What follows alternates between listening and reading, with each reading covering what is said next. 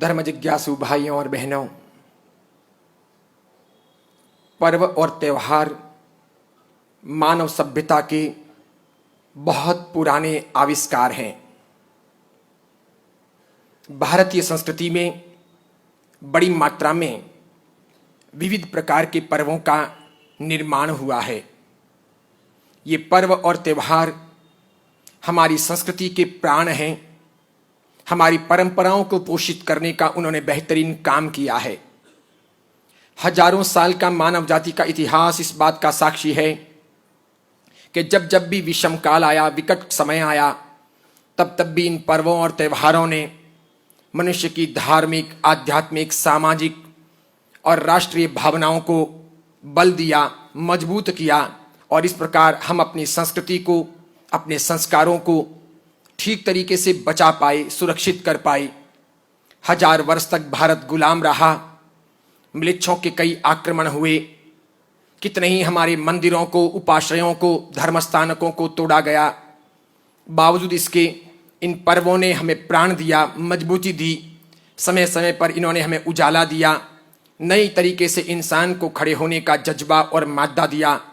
ये पर्व और त्योहार मनुष्य जाति के, मानव सभ्यता के बहुत पुराने आविष्कार हैं। कई प्रकार के पर्व होते हैं, अलग अलग वर्णों के अनुसार उनका विभाजन हुआ है। एक बार ये बात मैंने आपसे कही भी थी कि रक्षाबंधन भारतीय संस्कृति में ब्राह्मणों का पर्व है। उसी प्रकार होली का, यानी होली का दहन करना और रंग खेलना, ये अनुसूचित जाति और अनुसूचित जनजाति का पर्व है, यानी क्षुद्रों का पर्व है। इसी प्रकार विजयादशमी, जिसे हम दशहरा कहते हैं, ये क्षत्रियों का पर्व है। ये शस्त्रों की पूजा का पर्व है। ये वीर पुरुषों के आधार पर मनाया जाने वाला पर्व है। दीपावली का, दीपमाली का यानी दिवाली, ये वेश्यों का पर्व है। व्यापार करने वाले, बही खाते लिखने वाले, धन इत्यादि कमाने वाले लोगों का पर्व है। लक्ष्मी पूजन के तौर पर या फिर धनतेरस के दौर पर उसे मनाया जाता है। इसी प्रकार कई पर्व लौकिक होते हैं, कुछ पर्व लोकोत्तर होते हैं।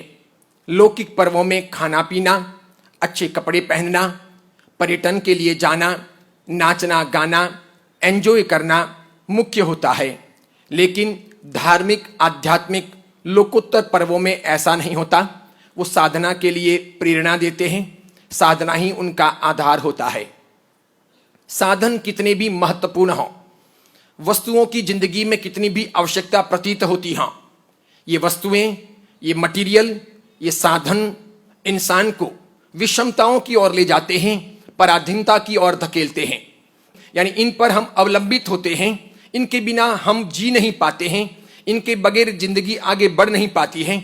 और इसीलिए हम ये सोचते हैं कि जीवन को शांतिपूर्वक जीने के लिए अधिक से अधिक वस्तुएं, अधिक से अधिक मटेरियल, अधिक से अधिक सामग्री एकत्रित की जाए, सुख सुविधाओं का अंबार लगाया जाए। भगवान इसे अज्ञानता कहते हैं, मनुष्य का मोह कहते हैं।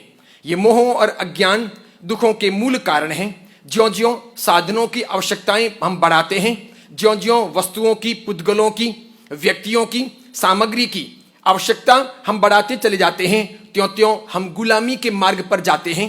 हमारी अपनी स्वतंत्रता नष्ट होती है और हम दूसरों पर डिपेंड होने लगते हैं। दूसरों की डिपेंडेंस बस वही गुलामी है, वही परतंत्रता है, वही स्वाधीनता का अभाव है।